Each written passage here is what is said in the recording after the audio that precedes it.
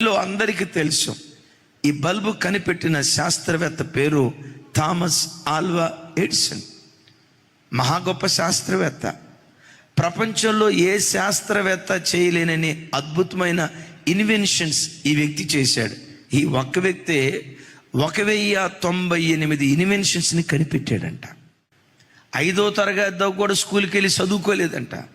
ఎందుకయ్యా అంటే, ఆయన చిన్నతనంలో స్కూల్కి వెళ్తే టీచర్ గారు లెటర్ ఇచ్చి, నాయన ఇది మీ మమ్మీకి ఏదో లెటర్ రాసినట్టుంది మా టీచర్ మేడం అని వాళ్ళ అమ్మకి లెటర్ ఇస్తే, ఆ అమ్మ లెటర్ చదువుకొని కొడుకు తెలియకుండా దేవుని సన్నిధిలో ఏడ్చి ఇక బిడ్డతో అందట, నువ్వు చాలా మేధావి అంట, నువ్వు చాలా తెలివి కలిగినోడు అంట, నీకు పాఠాలు చెప్పగలిగేంత సరుకు వాళ్ళ దగ్గర లేదంట, నువ్వు చాలా టాలెంట్ అంట, ఇంకేదైనా మంచి స్కూల్ గొప్ప స్కూల్ ఉంటే అందులో జాయిన్ చేయమని టీచర్ ఉత్తరం రాసింది. అయ్యా, నీ మేధావితనానికి పాఠాలు చెప్పగలిగే టాలెంట్ ఆ టీచర్లో లేదు, కానీ నేనే నీకు పాఠం చెప్తానయ్యా అని 10వ తరగతి దాకా తల్లే తన కొడుకు పాఠాలు నేర్పిందట.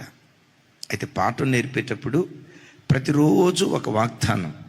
థామస్ ఆల్వా ఎడిసన్ ఎవరి టైం, ప్రతి సందర్భంలో ఈ వాగ్దానాన్ని ఎత్తిపెట్టి ప్రార్థన చేస్తూ పుస్తకం దగ్గరికి వెళ్ళేవాడట.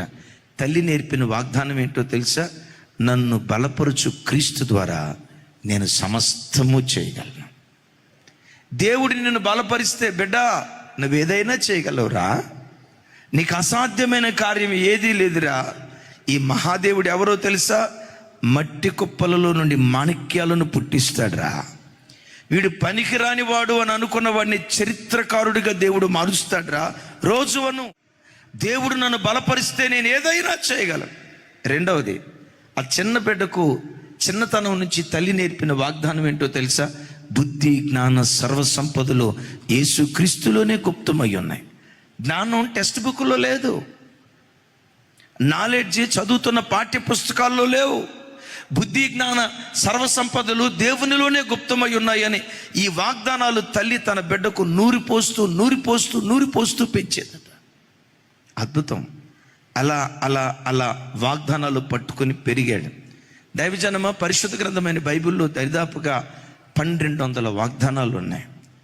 ప్రతి సమయంలో పిల్లలకు వాగ్దానాలు నూరిపోస్తూ, దేవుడు ఎట్టివాడో, ఆయన పిల్లల జీవితాల్లో ఎలాంటి కార్యాలు చేయగలడో ఆ వాగ్దానాలు నూరిపోస్తూ పిల్లలను పెంచే కృప దేవుడు అనుగ్రహించును గాక.